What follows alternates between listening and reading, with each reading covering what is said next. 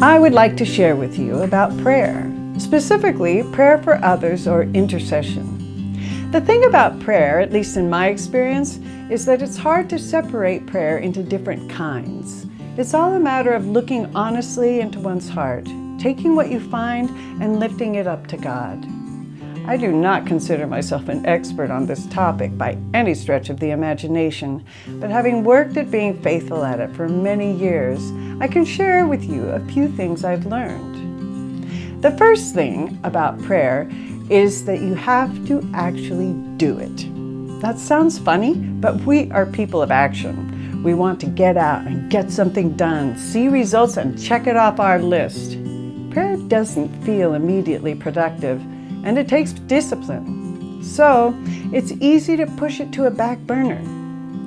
The most effective way to be sure that prayer doesn't get pushed aside by all the busy activities in our lives is to schedule a specific time in your day to pray. I've known of people who actually put it on their calendars to remind themselves that they are busy during that time, busy praying. Everyone is different. Some do it in the morning, some at night. Some do it for long periods of time, others just for a few minutes. As the director of several choirs, I have a number of groups of people I pray for on a weekly basis. I've assigned myself a specific day of the week to pray for each group. I like to pray from a list so I don't forget anyone. But some people prefer to be more spirit-led in who they pray for, praying for whomever God brings to their minds in the moment. The important thing is to be regular and faithful. Now, we have our time carved out. If you're like me, you're curled up with a latte in your favorite chair. What now? I like to take a deep breath and ask God to open my heart to what He has for me this day and to see His love in the midst of it all. You see, first and foremost, prayer is about love. It's about God's love for us. It's about our reciprocal love for Him. And it's about trusting His love for the people in our lives, delivering them into His hands, those broken hands of love.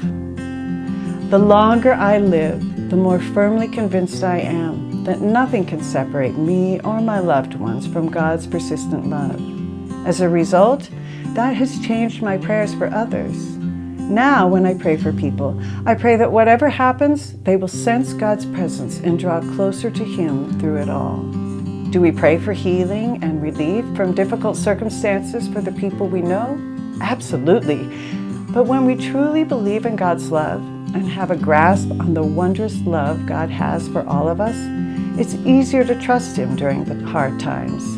It changes our prayers a bit because we begin to understand that life isn't simply about success or ease.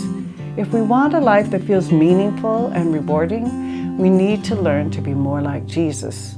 And that's not easy, but it is so worth it. One last thing, be patient with yourself. It takes time to learn the discipline of prayer. If you're like me, it takes a lifetime. Some days will be glorious. You'll think, I've got this. God will feel so close, you could almost touch Him. Other days, you'll fall asleep or realize at the end of your prayer time that you spent the whole of it planning the day. Don't beat yourself up. God knows you're broken. It never surprises Him when we muddle things. He's quick to forgive and start anew. Be that way with yourself too. You are loved.